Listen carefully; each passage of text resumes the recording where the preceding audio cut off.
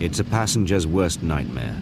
1 minute, this Boeing 737 was cruising at 24,000 feet over Hawaii. The next, it had lost 1/3 of its roof. Only one person died in this bizarre incident, but the remaining passengers must have thought their time had come. They owe their lives to luck and a skillful flight crew.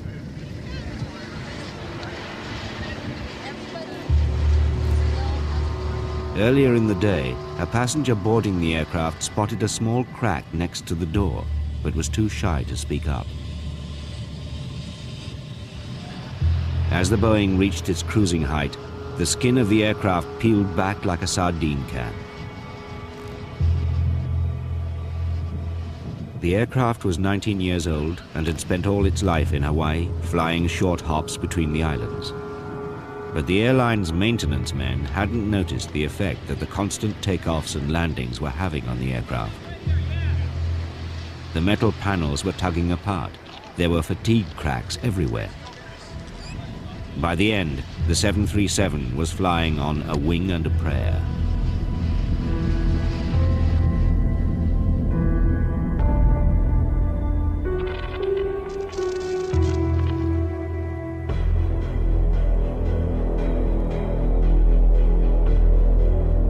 It doesn't matter how well an aircraft is designed or how well it's flown if it's not looked after properly. Bad maintenance is a significant cause of air disasters. For the airlines, the commercial pressures are now so great that any aircraft on the ground is an aircraft that's not earning money. It's a difficult balancing act, and airlines get it wrong at their peril. Everyone knows that a plane crash can bring even the richest airline to its knees. This Boeing 737 is in the hangar for an HMV, a heavy maintenance visit that happens once every 5 years. It's a complete strip down, almost to bare metal. The potential for one tiny mistake with disastrous consequences is immense. Got one. And the most dangerous time of all is at shift change. Sometimes you go home and you have forgotten something. It happens to every mechanic. And then call up, and you call up somebody on the next shift and say, hey, go to this area and check that I did that right. And they will. Nobody just tries to do it on thinking that they're infallible. They're not magical creatures. They're machines. And if there's any mistake anywhere, it's not a car. You can't pull off the side of the road. The thing is to minimize it as much as you can. Learning from past mistakes means that there are now systems in place when things are forgotten. Working non-stop, the 3 shifts complete the major service in just 14 days.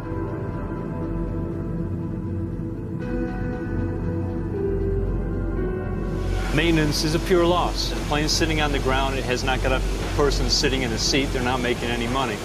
At a large airline, it seems that money is no object. You have a component in front of you. It's this big. It doesn't look very important, but it's more than your yearly salary. The tiniest screws we have on the plane cost over $1.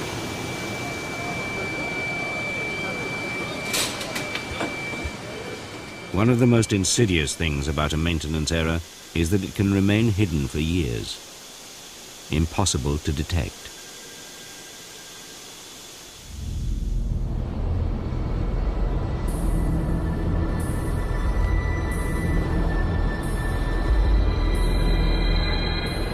On August the 12th, 1985, Japanese Airlines Flight 123 waited at Tokyo Airport for the evening flight to Osaka. It was a religious holiday. Many were traveling home to be with their families. 509 passengers squeezed aboard the Boeing 747.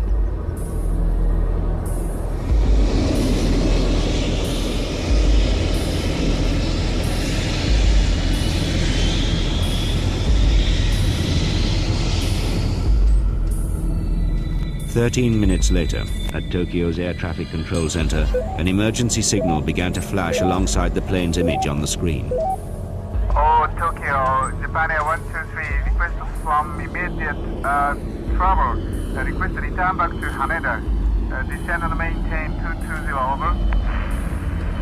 Japan Air 123, confirm. You are declared emergency. That's right. The plane lurched helplessly around the sky. The pilots completely mystified what had happened, but unable to let go of the controls to investigate. But now on control. On control. Roger, understood. As the hopelessness of the situation began to dawn on the passengers, some began writing farewell notes to their families. My darling wife, life with you has been wonderful. Children grow up to be people I'd be proud of. I never dreamed that the dinner we had last night would be our last one together. After 32 minutes, the plane gave up the unequal struggle to stay in the air. It went into a dive. One wing clipped a mountain peak, scything through trees. Then it headed straight for the next ridge.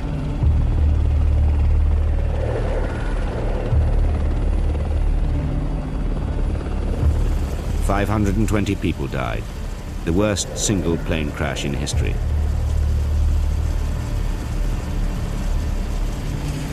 Remarkably, 4 people survived. One of them was this flight attendant.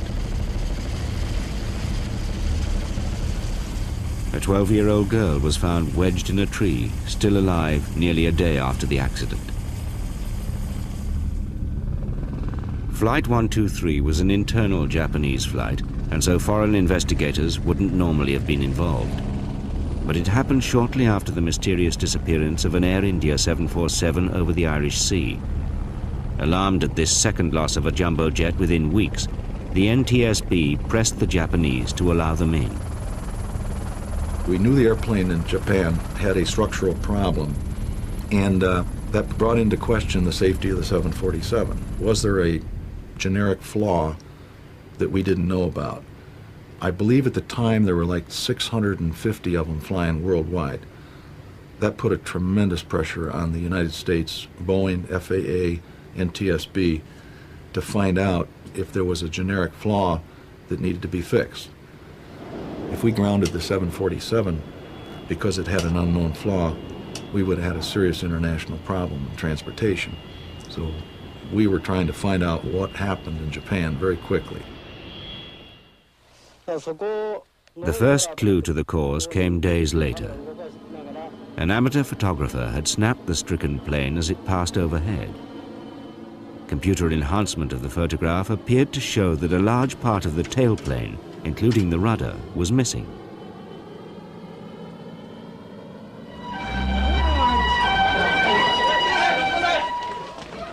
The surviving flight attendant had been rushed to hospital.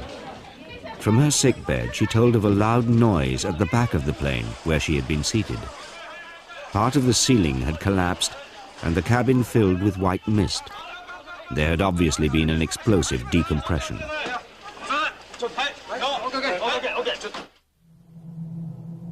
Ron Schleed paid his first visit to the site. It was an appalling scene, even for an experienced investigator. It's a very difficult accident site. Well, these sharp mountains, they're different than the mountains in the United States. They're very steep, they're very sheer. The airplane was scattered amongst these sharp peaks and valleys. Early on, the Japanese people arranged memorial services and visits by family members to the accident site. All over the site, there were little religious shrines that had been built with little stones and things piled up, and then there would be a picture or a keepsake, a medal or something, and then there was the offerings there. There would be food and fruit.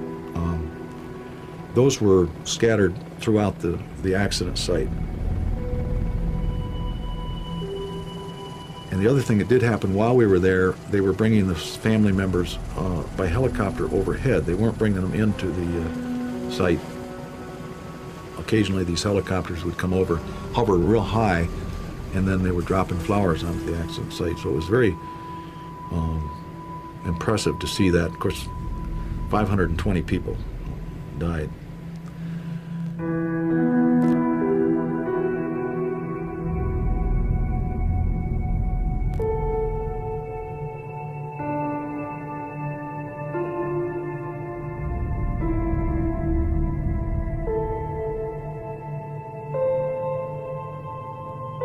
The investigators were working in the most difficult conditions they had ever met. Not only the precipitous mountain slopes, but hostility from the police, who were insisting it was their investigation and no wreckage was to be removed. Feelings ran high against Boeing. The Japanese were extremely cautious about letting Boeing. They didn't want Boeing to be there, certainly unescorted.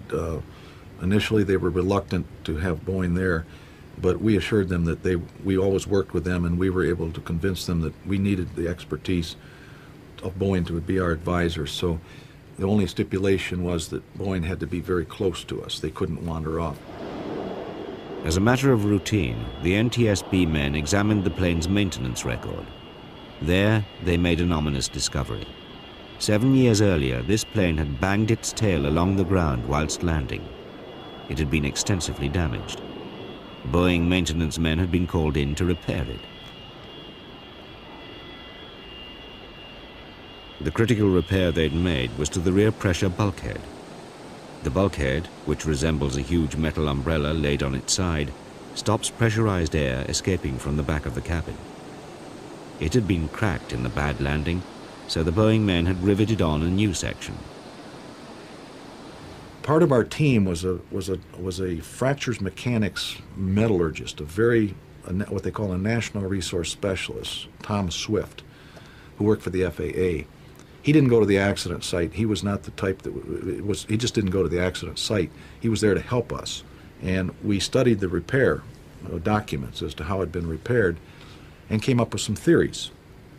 One theory was that if the rivets weren't put in properly, and instead of being 2 rows of rivets taking up the 2 pieces of metal, if they weren't put together right, only 1 row of rivets, that would be half strength. It would have half the strength. Well, Mr. Swift had the ability to make calculations on what this meant. His analysis was that if this wasn't put together right and it was 1 row of rivets, that joint would fail at a certain predicted number of takeoffs and landings. Every time the airplane takes off and lands, it's pressurized. It flexes the metal. But his calculations were very close, within 5% of what that airplane had actually flown since the repair. So we had a pretty good suspicion what to look for. So the next day when we went to the accident site, we definitely focused on the tail. It became obvious all of a sudden that this joint had been put together improperly, that there was only 1 row of rivets taking up 2 pieces of these metals. That means it was half strength, and it failed at the time it would have been predicted to fail by Tom Swift's calculations. What we call that in the business is finding the golden nugget. The Boeing maintenance men had botched the repair. They'd only fastened the new piece of bulkhead with a single row of rivets. The bulkhead was therefore only at half strength. Over the years, the numerous takeoffs and landings had weakened this single row of rivets. Tiny fatigue fractures had spread out from behind each rivet.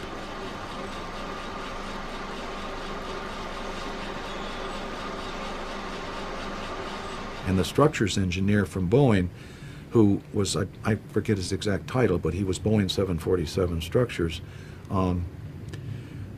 reacted, as you would expect, very upset and concerned, because this repair and this design and everything was his responsibility at Boeing as the structures primary person for Boeing. It was a very emotional time. It was for all of us, but certainly for him, because the realization that the people that did this repair after the accident had put it together wrong, and it was really why the airplane came down. It was very emotional, and he got very upset, and I understand why. 13 minutes into the flight, as the plane reached maximum pressure, the tiny fatigue fractures growing behind each rivet finally joined up. The pressure bulkhead shattered like a plate. Air from the pressurized cabin blasted through into the tailplane and blew it away, rudder and all. The plane's 4 hydraulic lines all meet in the tail and were torn out. precious hydraulic fluid bled away into the atmosphere. The pilots never had a chance. The Japanese engineer who had sanctioned the repair committed suicide. Boeing later made a full public apology for their mistake. 4 years later, an almost identical situation was to arise on the other side of the world that would present the pilots with another mission impossible.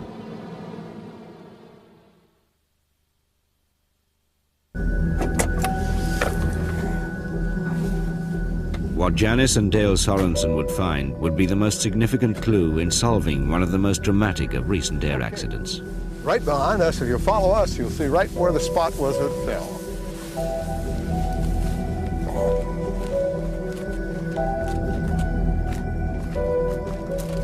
I think it was just right in here, wasn't it? Yes, Yeah, this. Yes, it was. Yeah, because the Right combine here. was there.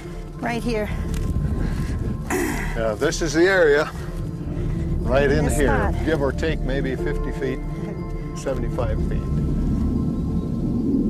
Sitting in first class, catching a ride home to Chicago, was a United Airlines senior DC-10 captain, Denny Fitch. We were at 37,000 feet. It was a lunch flight, and after lunch had been served, and a cup of coffee was placed in front of me. And at that time, they took that opportunity to turn the short subject on to watch.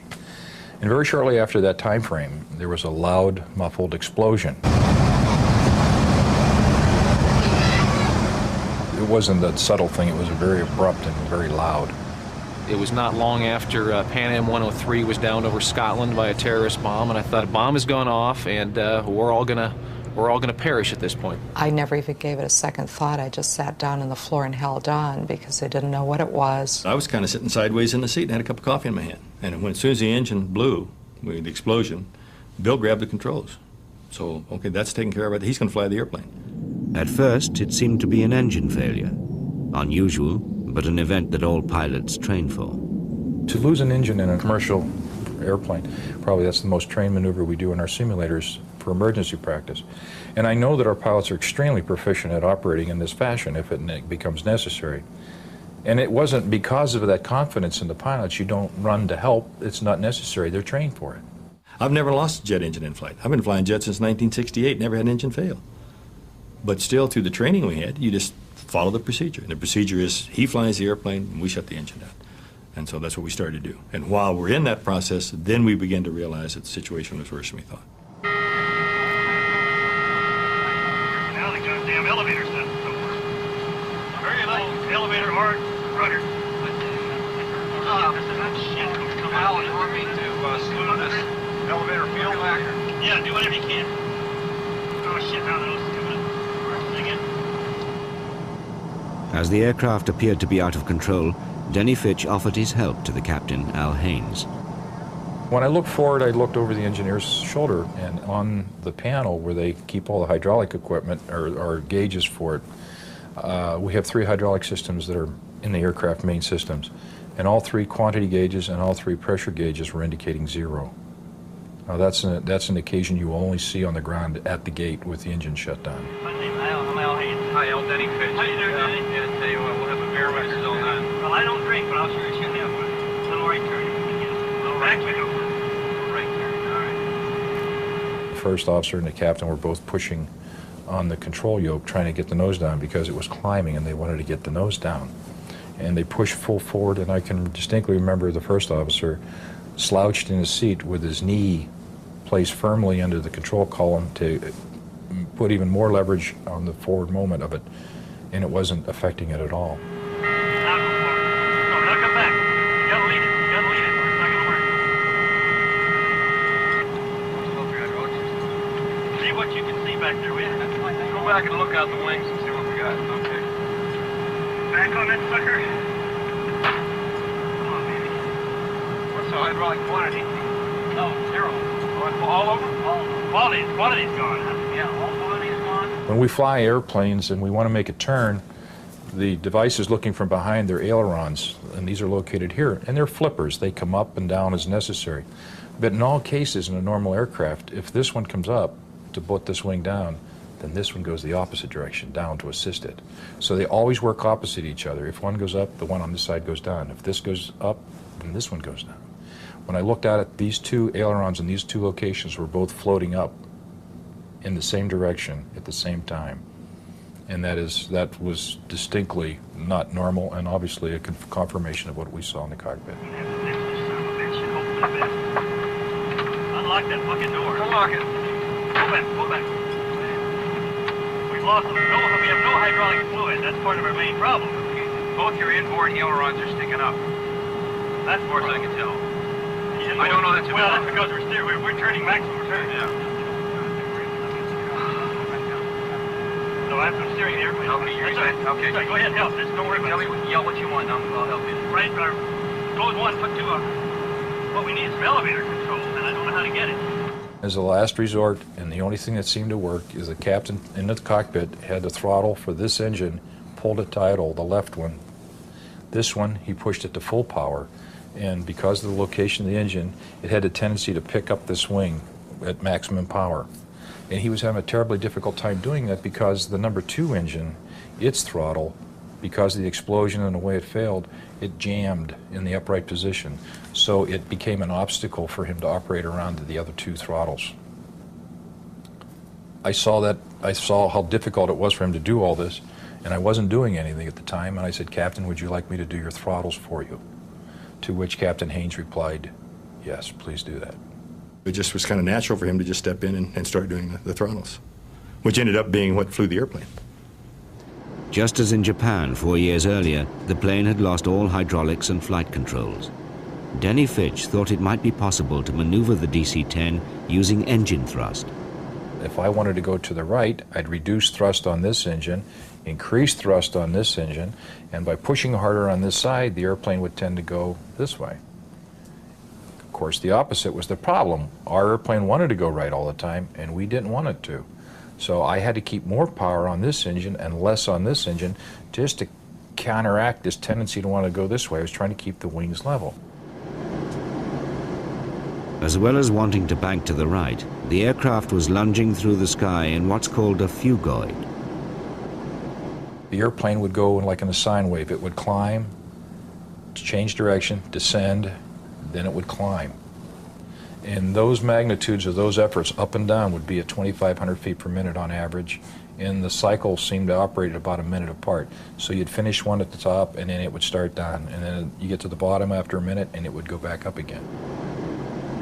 As Denny Fitch managed to control the direction of the aircraft, the crew found themselves heading for the small town of Sioux City, Iowa.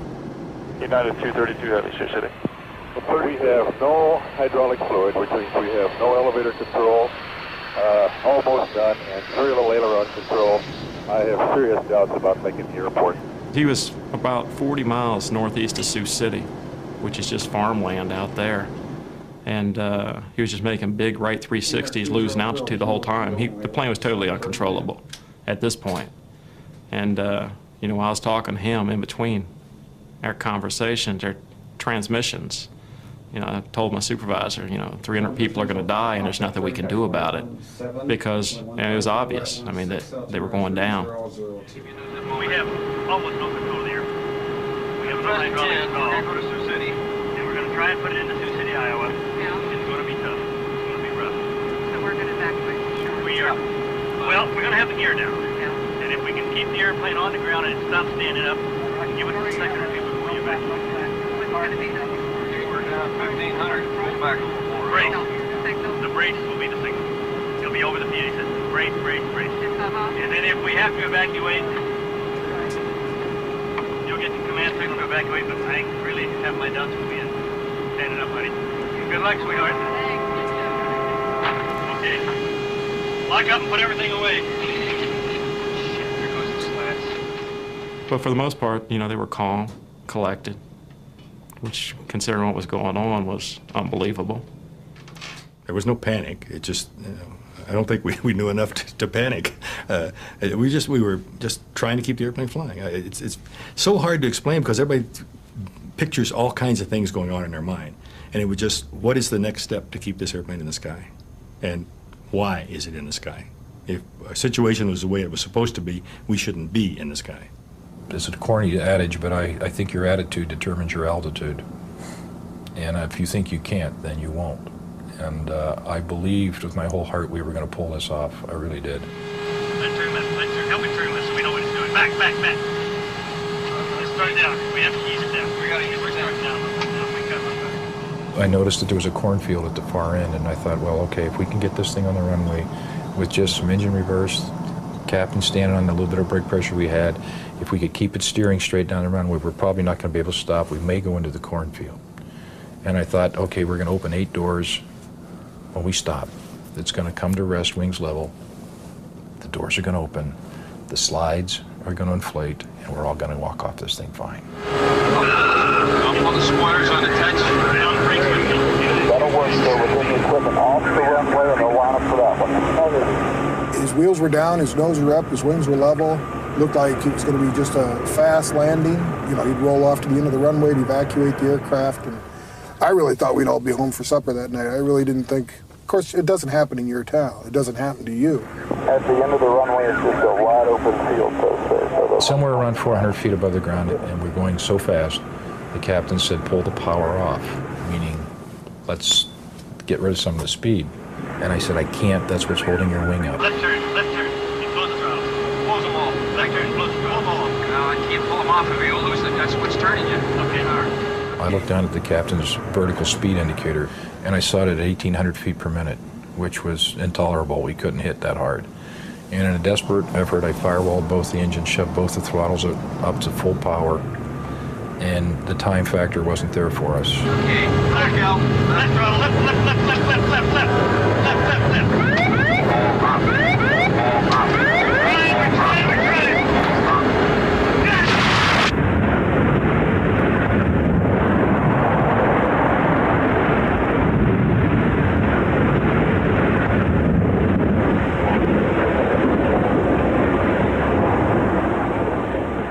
Everybody saw the airplane on final, and it's like, man, he's going to make it.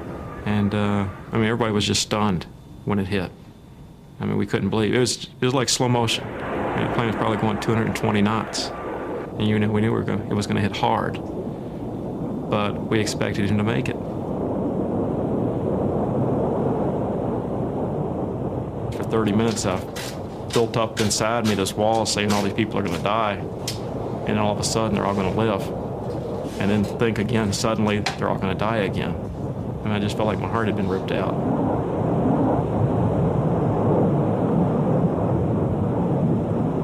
We just dropped out of the sky and hit the ground. I mean, it felt like we slammed into the earth. And immediately, I mean, within seconds after the initial impact, I saw flames, I saw smoke, I saw people still strapped in their chairs being thrown around in the cabins, people thrown out of their chairs being thrown around the cabin. And, I mean, within a few seconds, there was a lot of chaos, there was a lot of destruction, and there was probably some death immediately upon that impact.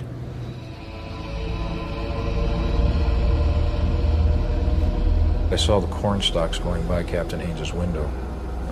And the strangest thought crossed my mind is, my God, they really do grow up that tall in Iowa.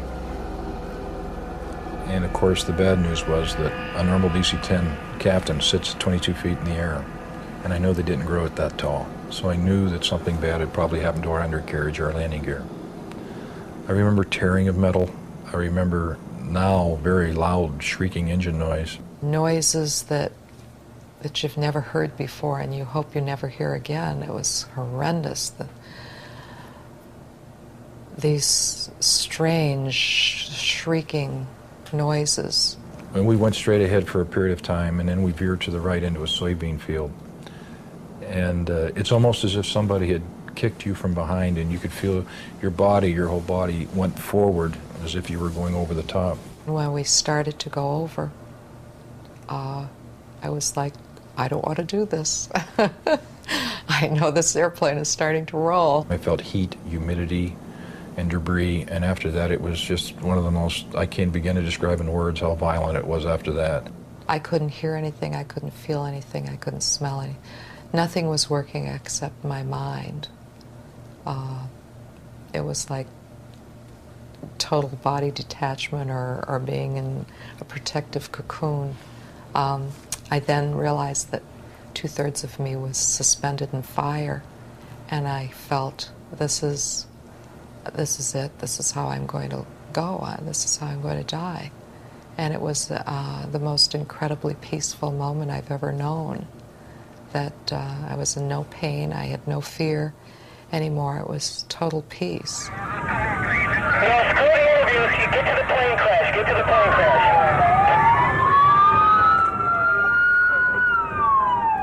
I'll never forget the first survivor I saw was this little kid, maybe 10, 12 years old. And then there was this woman wearing a dress, and they were both kind of laying on the field, and then they set up. They'd been tossed out of the aircraft, and they set up, and they got up, and they started walking to me. And my first reaction was, didn't somebody tell these people that this airplane was going to crash? I thought these were people out here on the airfield for some kind of a field day or a field trip or something. Because as you watched the airplane crash, you couldn't imagine that anybody lived from that crash. So I thought these people were hit by debris. I couldn't believe it. And then behind them, more people began to set up, and then the reality set in that, yeah, these are people from the aircraft that are actually survived this event, you know, and most of them in need of medical care. But still, to this day, it's amazing that anybody survived that crash.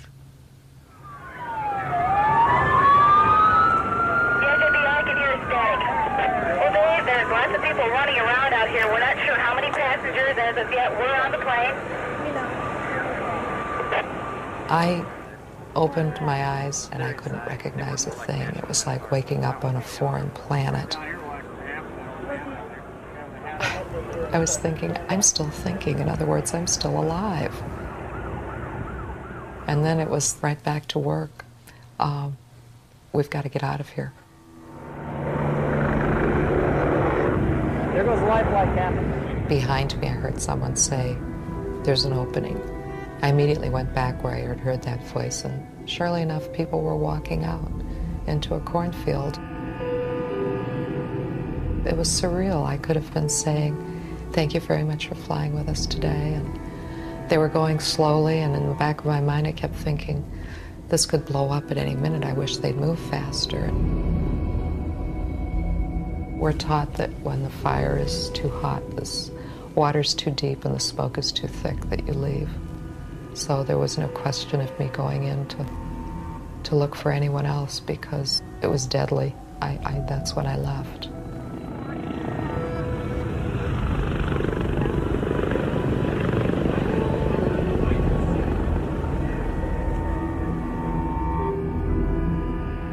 The seriously injured were separated from the walking wounded. There was no trace of the flight crew. They didn't find us for 30 minutes because the thing was such a big mess that they didn't think it was an occupied portion of the airplane. They thought it was the avionics compartment where all the radio gear was because all you could see were wires and cables. We came to rest inverted, and our second officer in his position had a hole. He was able to get a hand up and put a little bit of insulation in the air, and he kept waving it, and finally, after about 30 minutes, one of the rescuers saw the hand, saw the insulation, came over in his truck to look into it, and he was informed by our second officer that there was 4 pilots in here. This was the cockpit. When you see the wreckage of the cockpit, yes, it's a miracle we got out of there. It's a miracle any of us survived. And we had passengers come off that airplane without a scratch on them. Out of 285 passengers, 184 survived the Sioux City crash. I was told that I was touch and go for quite a bit of time during the night. The next morning, my wife and child came over, my youngest child came over, and when she came into intensive care, I asked her 2 questions, and I said, did I make the runway? And she said, yeah, you made the runway, because I knew our salvation was there. That's where the equipment was, and if we were going to live, we had to make the runway, so it meant everything to me. And the second question I asked her, I said, is everybody else okay? And she started to cry, her eyes filled with tears, and I had my answer. And I think I cried for 3 days on and off. It was just terrible. The survivor's guilt was incredibly bad. I really wanted to die so that they could live. I would make the trade with God so they would survive. It meant everything to me, and it just wasn't to be. I can't play God, I guess.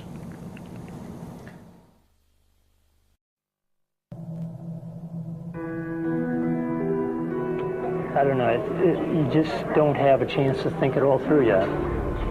You had no concept of loss of life until we were going to evacuate on a shuttle bus and walk back through an open area, and you just saw the people. Some of them were covered and some weren't, and there was just debris everywhere. One person actually found their suitcase laying in the corn, picked it up and walked away. Now, how ironic. Were you in the back of the plane or the front of the plane? Where were you sitting at? Right in the middle. Right in the middle? And you basically just walked away. I did. From about row 9 to about row 20, almost everybody got out. And then from about 20 to 25, I don't know how many rows there were, but from 20 to 25, 26, 27, a lot of people got out. But I haven't met a single person that was in front of row 9, which was first class. I haven't met anybody from first class at all.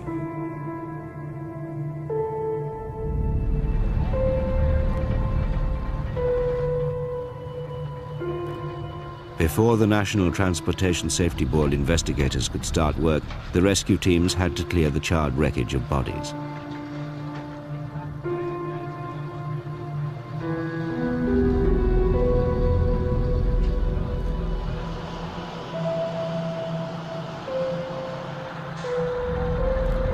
We must not forget that 111 people perished in this accident.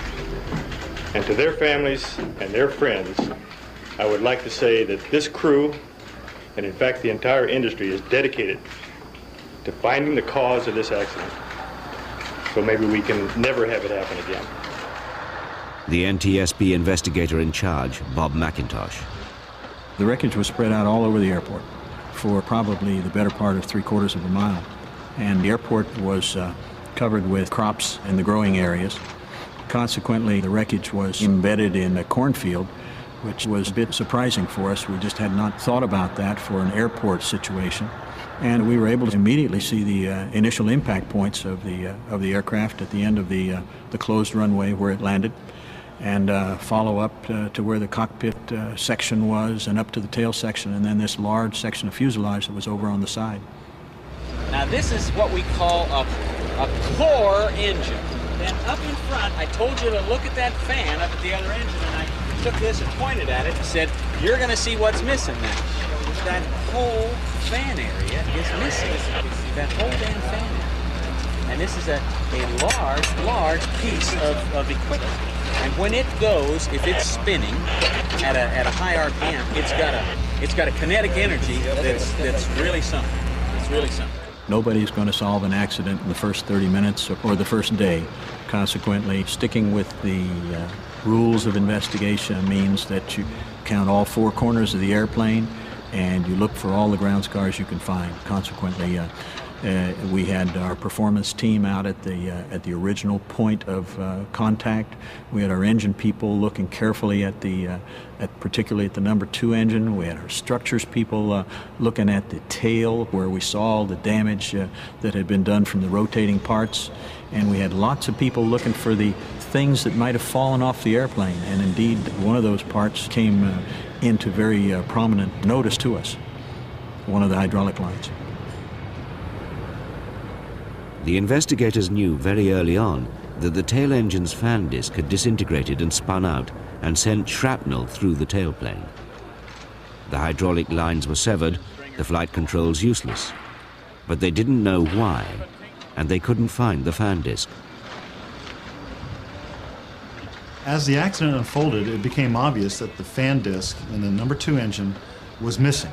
And also was known that the hydraulic systems were damaged and things of that nature. So it became a giant search to try to find these disc pieces, and they're large. The disc itself is a 300-pound titanium forging, and on top of that there are these fan blades that stick out, and the whole thing is very big, very heavy. So these pieces, you would think, when they fell to earth, they would be obvious and that you would walk up and find them. But with the Iowa cornfields stretching for miles on end, no one could find them. They did aerial searches and all types of things.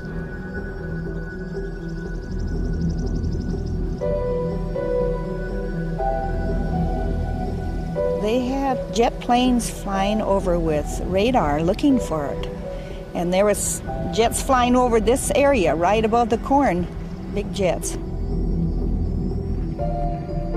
3 months after the crash, Janice Sorensen found the vital clue as she was combining her corn.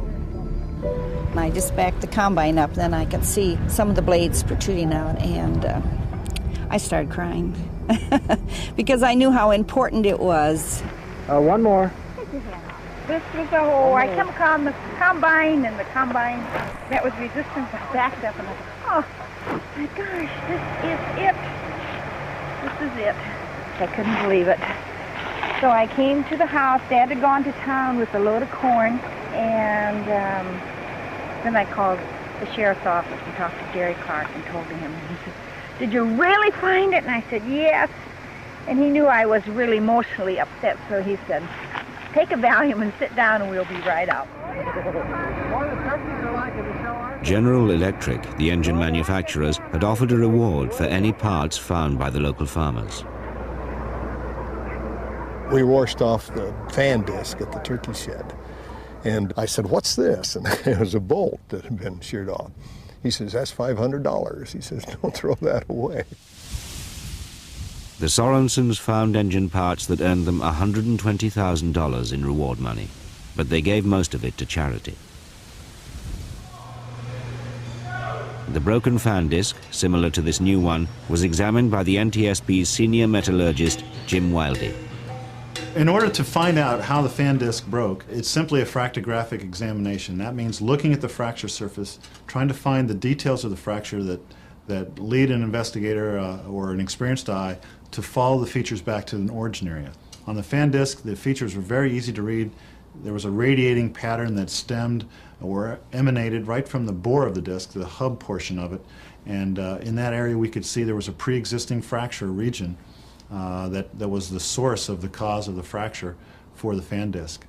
This type of defect is called a hard alpha inclusion, and it's referred to as hard alpha because it's a very brittle and very hard defect inside the material. Jim Wildey didn't understand why there should be a defect when there were several inspections of the disc during the manufacturing process. The titanium material is subject to a large number of inspections. During the manufacturing process, before they even make a part, the billets, these elongated ingots, are ultrasonically inspected. Unfortunately, if the defect that you're looking for is right adjacent to the surface, the ultrasonic inspection isn't really capable of detecting that type of anomaly. After extensive examination, the flaw in the rotor disc was found to be the size of a grain of sand. It had been sitting in the disc since it was manufactured 17 years before the day of the crash. It's a very surprising realization that something as small as a very small grain of sand can bring down an airplane as big as a major transport aircraft. But in the knowledge of metallurgy and the knowledge of rotating parts, it proved to be a possibility that became a reality.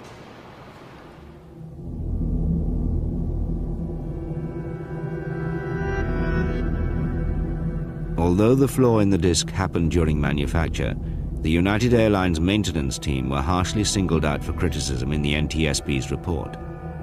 United's maintenance inspectors had failed to spot the flaw in all of their routine inspections. In the end, said the NTSB, it was all down to human errors. We are still not satisfied that the report reflects the things that really happened. The disc was defective at delivery, and that we believe we did everything as a company possible to inspect. It happened before my time as director of safety, and I have gone out personally and gone through the inspection line. I've talked to the people who were involved. We still at United do not accept that there was anything further we could have done. The crash at Sioux City was the result of an extraordinary chain of events, a 1 in a billion chance. We have an adage in aviation safety. It says that if you break any link in the chain, you've broken the accident. The accident won't happen. But once that, you know, if you haven't broken this chain of events that start, in this case, the flaw in the disc caused the disc to fail. The disc failure causes parts to fly to the engine. The parts fly to the engine, it punctures a horizontal stabilizer. When it does that, what are the odds of it hitting 2 hydraulic system lines? And it did that as well, and it punctured those too. It all happened in a quarter of a second, and it all started with that small defect in the rotor disc. So it went from a rotor disc problem to an engine problem to a hydraulic problem to a loss of control problem. Flight control, again, the trail goes right back to the little defect in the disc.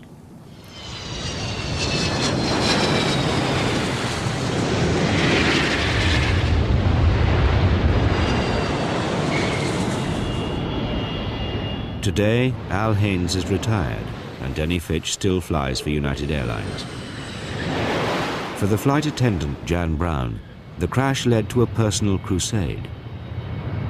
As she prepared the passengers for the emergency landing at Sioux City, she went through the standard procedure, showing each mother how to hold their child firmly on the floor in front of them. On impact, all the children were thrown forward as far as 15 rows away. One small boy died. That little boy would be alive today if he'd been in a seat. But because the FAA says children under 2 can fly for free and sit on a parent's lap, that's what we have. I guess at one point I probably did go through a certain amount of survivor guilt. But I did realize that I was still here for a purpose. And that purpose is to see that all passengers are safe on airplanes, not just once they've arrived at the golden age of 2. And I will pursue it tenaciously and relentlessly until the FAA mandates it.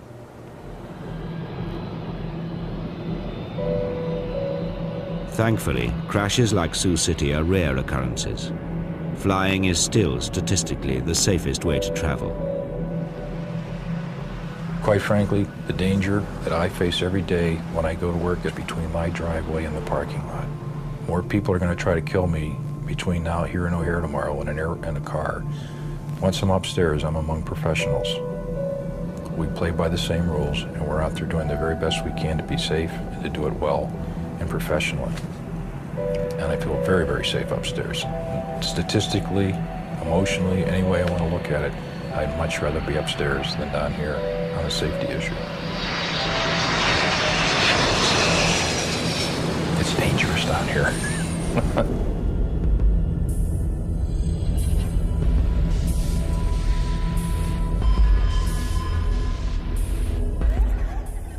Next week's Black Box finds out what happens when the pilot's to blame at the same time, 9 o'clock. The book Black Box costs $14.99 and is available from most bookshops.